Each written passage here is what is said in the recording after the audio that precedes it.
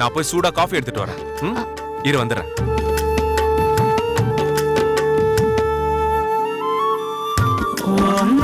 மணல் காத்து கடக்கையில பூங்காத்து குழம்பி தவிக்குதடி இந்த சக்தி மனசு.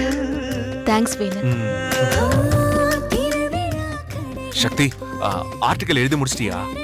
இல்ல வேலு, இன்னும் கொஞ்ச நேரத்துல எழுதி முடிச்சிருவேன். 1 மணிக்குள்ள நான் என் பாஸுக்கு அனுப்பணும். அப்பதான் அவர் அதை எடிட்டர் கிட்ட கொடுத்து பப்ளிஷ் பண்ண முடியும். சரி சரி, நான் உன்னை தொந்தரவு பண்ணல, நீ வேலையை பாரு.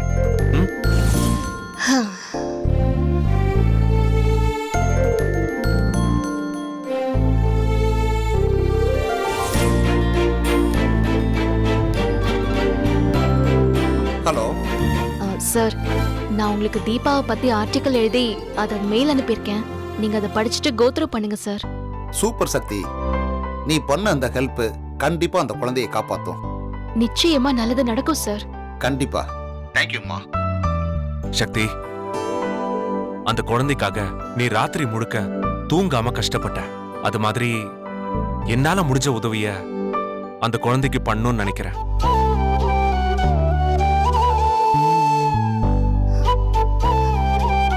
தேங்க்ஸ் வேலு.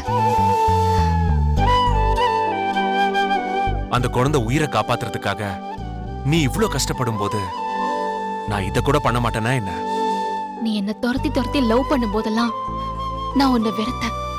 நீ என் கழுத்துல தாலி கட்டும் போது கூட பிடிக்காம தான் இருந்தேன். ஆனா அதுக்கப்புறம் நீ என் மேல வச்சிருக்கிற உண்மையான அன்பை புரிஞ்சுக்கிட்டு நான் உன்னை ஏத்துக்கிட்டேன். நீ பார்க்கதான் முரடனா இருக்க, ஆனா உன் மனசு குழந்தை மாதிரி. ஒரு பொண்டாட்டி புருஷன் கிட்ட காசு பணத்தை தாண்டி அன்புதான் எதிர்பார்ப்பா. உண்மையாவே அதை நிறையவே கொடுத்திருக்க. இந்த உலகத்துல பெரிய பணக்காரினா அது நானா தான் இருக்க முடியும். ஏன்னா நீ அந்த அளவுக்கு என் மேல அன்பை அள்ளி அள்ளி கொடுத்திருக்க. எல்லா பொண்ணுங்களுக்கும் உன்ன மாதிரி புருஷன் கிடைக்கிறது இல்ல. உண்மையாவே நான் ரொம்ப கொடுத்து வச்சவன். சக்தி, உன் கண்ணெல்லாம் ரொம்ப சிவப்பா இருக்கு.